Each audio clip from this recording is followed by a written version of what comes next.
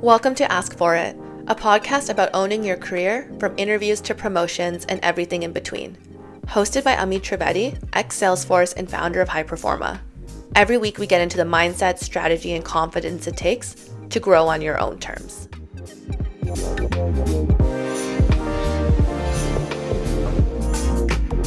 Today we're going to talk about something I know so many small business owners struggle with, and that's sales. A lot of people feel that sales can be pushy, they feel like they're bothering people, but there are ways to really change it, to make it more real, human-centered, and that's more aligned with who you are and why you started your business in the first place.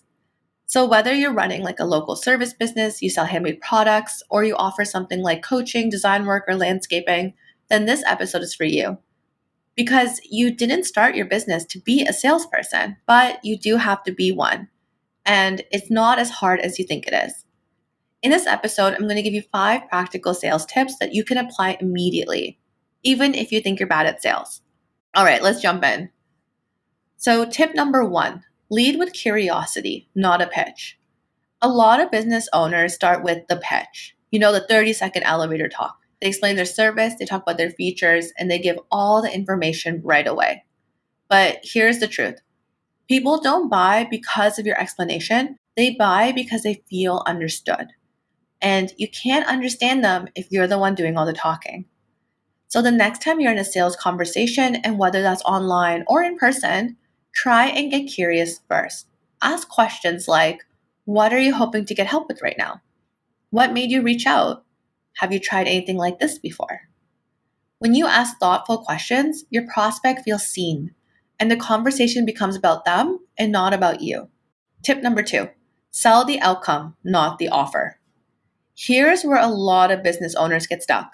You start to list everything you include. You'll start saying like, you'll get these sessions, you'll get this workbook, you'll get these products, and that's fine. But here's the thing.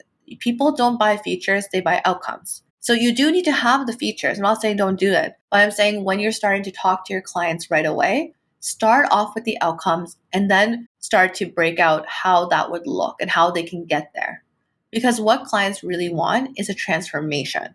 So for example, instead of saying something like, I offer custom skin treatments and facials, you can say, I help people feel confident in their skin again by designing a routine that actually works. Or if you run a bookkeeping business, don't say, I offer monthly reconciliation and tax-ready statements. Say, I help business owners stop stressing about their books so they can focus on making more money, not managing spreadsheets. So you can see here, you're not selling a product or service. You're selling relief, confidence, time, clarity, or growth.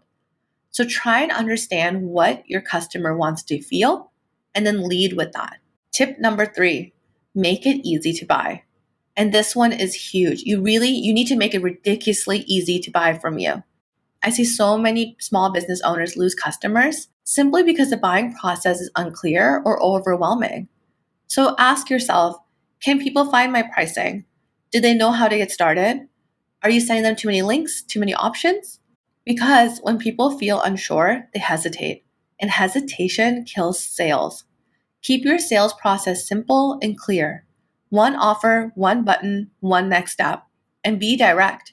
You can say, here's how it works. You book a call, I learn what you need, and we get started with your custom plan. That's it.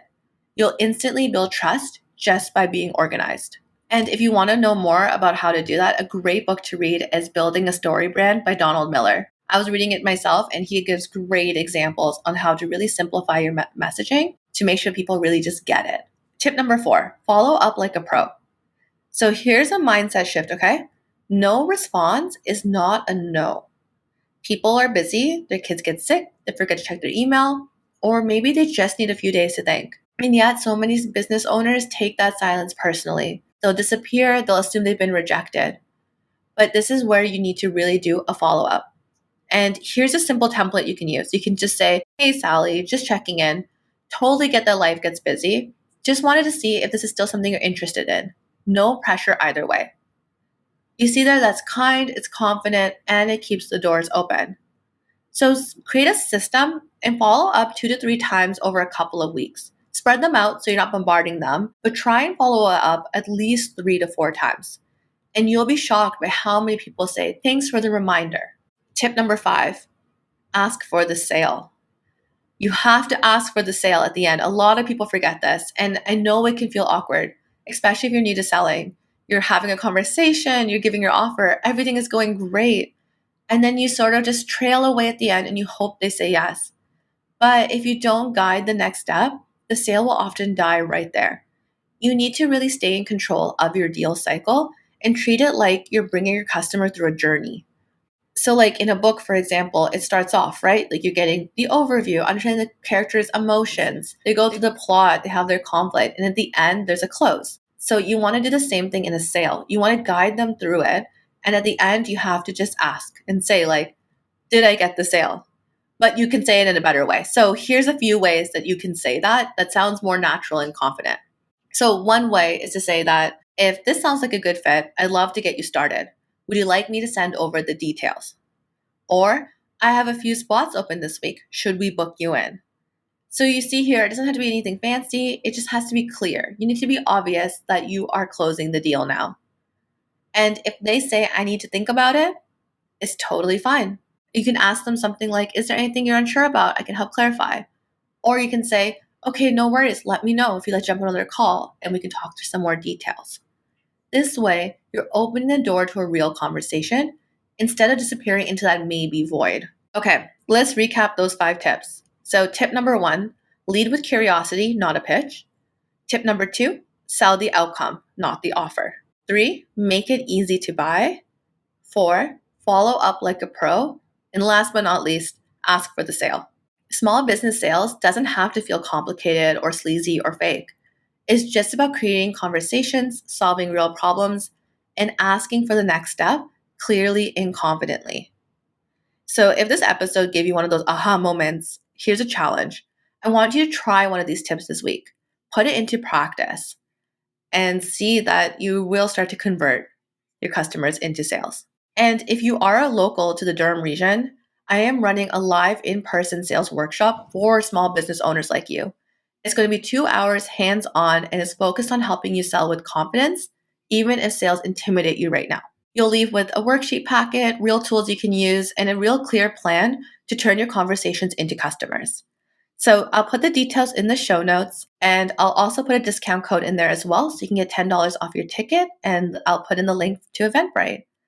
All right, well, thank you all again, and don't forget to keep asking for it. Thank you for listening to Ask For It. If this episode was helpful, I'd love if you subscribed and shared it with someone who needs to hear it. And if you're ready for a bit more support, I do offer one-on-one coaching. The link's in the show notes if you want to check that out. Until next time, keep showing up and don't forget to ask for it.